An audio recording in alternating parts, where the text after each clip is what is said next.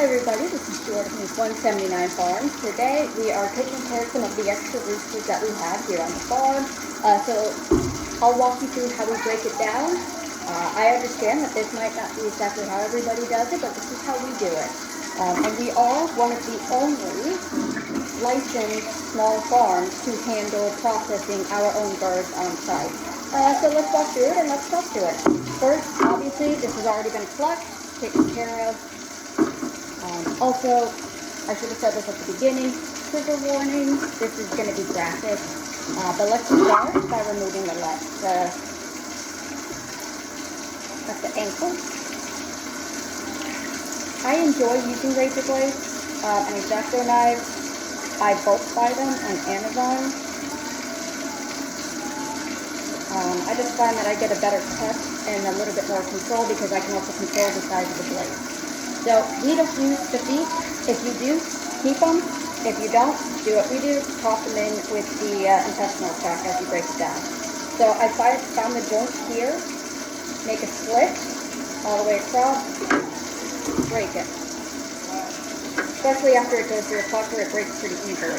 Then kind of just continue to twist, pull, slice, and when you hit tendons, slice right through it. Next, since I'm working on the butt right now, we're going to take the tail feathers and slice it off. So right here, at least on a rooster, you have the exit point for the intestinal tract, and then you have the tail feathers, which is where all the pretty feathers come from. I'm just going to extend this out, hold it, and above, so this is a whole slice here and slice up. And it should give you a nice opening to the cavity. And I'm just going to slice around it. And twist and it pulls right out. I'm now going to turn this around and start working on the neck. We do save the neck. So first I'm going to start by slicing the skin right here. And then peel away the skin from the neck. It gives me better access to the feed sac, which should be empty, and it just kind of all hangs off here. Flip it over and just start slicing all the membranes off. Because I want to get as much of this neck as possible for their use and consumption. And these do go through multiple cleanings, so if there's some residual feathers, blood, they will come off. Now, what I like to do is kind of anchor it against something. That would be its esophagus and lungs. There is still air in it. Now, I'm going to grab it, pull it back as far as I can, extend my razor blade, and I'm going to slice it like it just disrespected me at my goddaughter's wedding. And as you are pulling, you should feel the bones and the joints start to separate. Then again, I'm going to twist it. And when I can't, and I hit tendons, it's a nice little slice. Give it a quick wash, and then it's going to go into the first soak. We use a 3-compartment sink here in a little on-site processing facility. So I have one filled with ice water, one filled with, they both filled with ice water. But the first one, I like to make sure that it is extra sharp, so it stays a little bit more pronounced with ice. Move the feathers over into my little storage pile. And then right here, at the base of the breastbone, where this cavity is, I'm going to pinch the skin. Again, pinch and pull and slice it. Then I'm going to go on the opposite breast of the feed sac and start peeling and slicing the skin and membranes away, because I want as much access to the feed sac as I can get, because it is so fragile. If you nick it the wrong way, it will break open. Now, if the feed sac is empty, because you isolated the birds, then it's not a big deal, but for the sake of cleaning purposes, it is much easier just to try to keep the feed sac intact. And we'll go through some of the anatomy as I'm pulling things out. But just gentle little slices. I'm not even pressing down on these membranes because they're so fine. All you really have to do is just touch them and they separate. So now that this is separated from both spectrums, or both breasts, I'm going to reach my finger in here and I'm going to start breaking up the membranes at the base of the neck. And if there's anything, like right here, there is a tendon next to the esophagus. I don't have an hamstring to rip it, so I just slice it. Helps me keep everything a little bit cleaner. And this way, when we start to work on the back end and we go to pull everything out, this should all come out, if I did this correctly, should all pull out in one sweep. And then we just work on cleaning the inside. So that is the skunk, so I want to slice that so it comes out with everything. Trying to keep everything as clean as possible. There we go.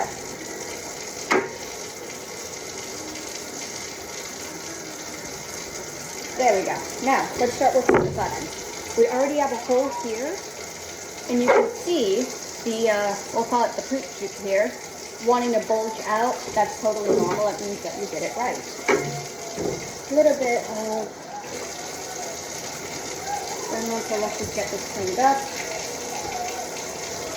Clean it up right here. And I do try to keep everything as clean as possible. If I notice that it didn't hang for long enough, then all the blood will drain out. Just keep your water running, hose it off, and keep going. That way it doesn't stain the skin. Now, right here, again, we're going to work from the top of the breastbone up here. We're going to go to the back of the breastbone here. And again, we're going to pinch and slice. So, when the feed sac is empty and you isolate the bird for anywhere from 8 to 14 hours is kind of the window that we use. You don't have to be too careful. You don't want to go too deep. And you see how I just took this layer of skin and fat right off, and now I have full access to the cavity. When it is not and the intestines are full and they haven't emptied themselves,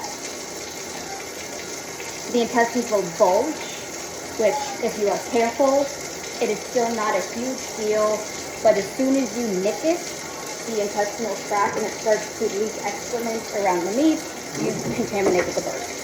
So it is best to just isolate it. So, you double check something else first here. Alright, so remember that hole that we cut when we took the tail feather off right here? Flip it upside down. And you are just going to stick your finger up, and you should be able to go here and use your finger as a guide to slice down on both sides, on either side of the intestinal streak. So let me see if I can, I don't think I'll be able to get it videoed here very well, but just slice it. And again, be careful because your finger is right there. And now I'm all the way through, angle it out a little bit just for safety, and slice. One side's free, we'll do the exact same thing on this other side here. But I don't need to use my finger as a guide here because I have one side free. So just pull, slowly peel it away until you get to the opening, push it down and through. Plain, easy. Alright, now this is the fun part. Right here, if you see a fatty membrane, this is right here. So you have the intestinal tract, meat, skin, and then you have this little fatty membrane. It's easiest, if you can get it separated from the bone, to stick your hand in the gap right here where the membrane meets the rib bones, and just shove your hand in there and start breaking away all the membranes that you can with your fingers. They're very fine, and so it is very easy to do so. need to pull your hand in and out a few times. That's totally normal. I also like to shove my fingers in through the top here, and once they meet, I know that the membranes on the top are free, and then just continue all the way down. So you're doing kind of inside, you can't see obviously, my hand is in a chicken. You are sweeping, and I'm doing more one of these to curl and break up the membrane, which is easy because I have long nails.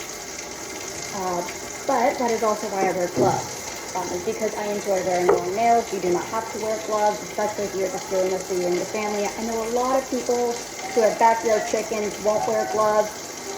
Just for you and your family, that's totally fine. But we do sell ours, and I do wear nails. So for sanitary purposes, we keep everything as clean as possible. And I wear gloves. And that way nothing also for the ones we do keep for ourselves. I am not getting anything under my nails. So I believe I've gotten everything free, so let's try pulling everything out here and see if I can get this on a good angle for you guys. It's kind of hard because there's no good place to set my phone up on this side because the sink is here and I'm right hand dominant. So we're going to try doing this with my left hand. Now,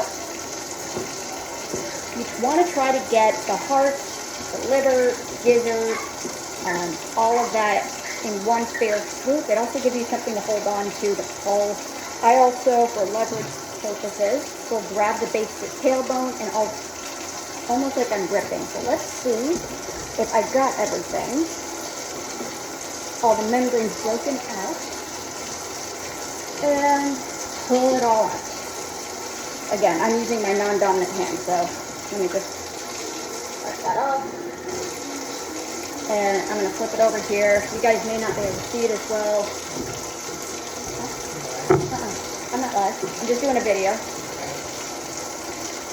My husband takes care of all the stuff outside. I take care of everything inside. Yeah, there we go. And now, if there are any membranes left, obviously I didn't get all of them. I'm going to do a quick slice for any membranes that I may have missed. And drop it into the sink. Looks like I've got most everything, which is nice.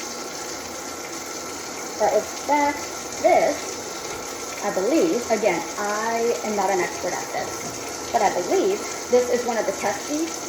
So let me wash the bird off, and then we'll go through the anatomy, and I'll show you also how we wash the bird. So, real quick, we have a high-powered sink nozzle, which is what I use to clean it off.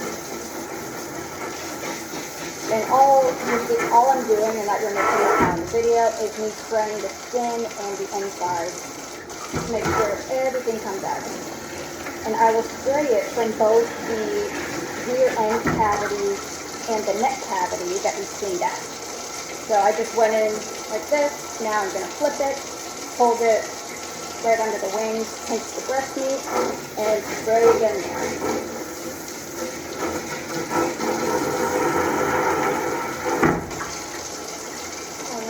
So, looks like I have a little bit of the lung that wanted to stay stuck, so we're just going to go back in and pull that out. If it wants to release.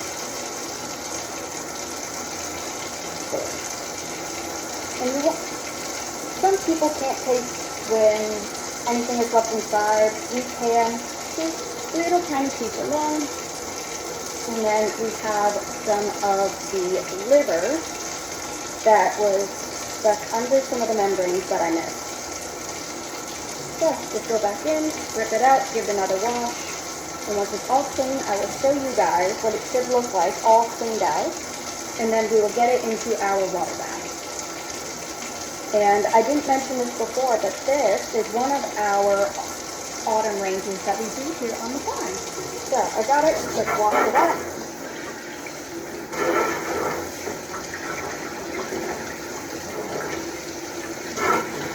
One in. There we go. Take a quick inspection, and yeah, the internal cavities is all clean. empty. You can see the ribs on. And we have our chicken ready to go. Now, let's go through some of the organs and the internals. So here, again, we have what I believe are the testes, and even parts of the testes too. Come back, bring this all back up here. Here we have our lungs. 1 and 2. They've gone pale from getting water loss, but they are usually, I mean this one didn't really, so it's nice and pink. These are our lungs. Here, go ahead and slice this open. This membrane that protects the heart is very tough. But here we have the heart. This is our gizzard. Again, I don't know all the perfect names. I'm not saying that I do, but this is just how we do things. There is a way to clean these out. We have not mastered it, so I'm not going to do that for you today. We have the large intestine and the small intestine. Pretty easy to tell the difference side by side. Up here, we have the esophagus. Up by the neck, feed sac. And then this is our bile for the liver and our liver. So we can cut some of the membrane off here. And then I try to just cut around that bile the best that I can because I don't want to nick it. Which means I'll usually end up just cutting the liver off in multiple pieces.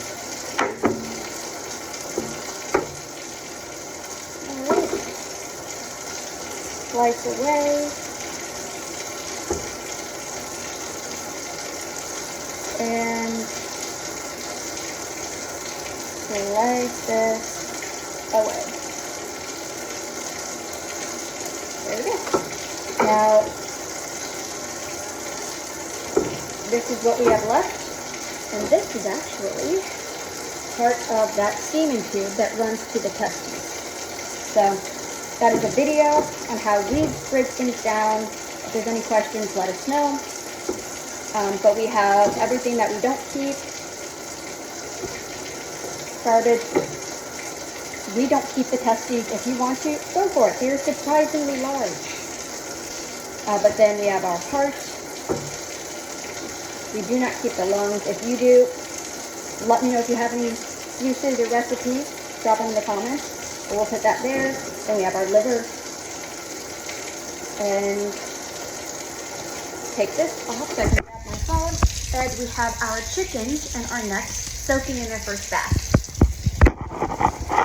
So, thanks for hanging out. If you need anything, have any questions, if you want to buy one, reach out. All of our products are for sale. Check out some of our Iberico and our storefront. The link to our website is in the comments. Thanks for hanging out, and we'll see you guys later.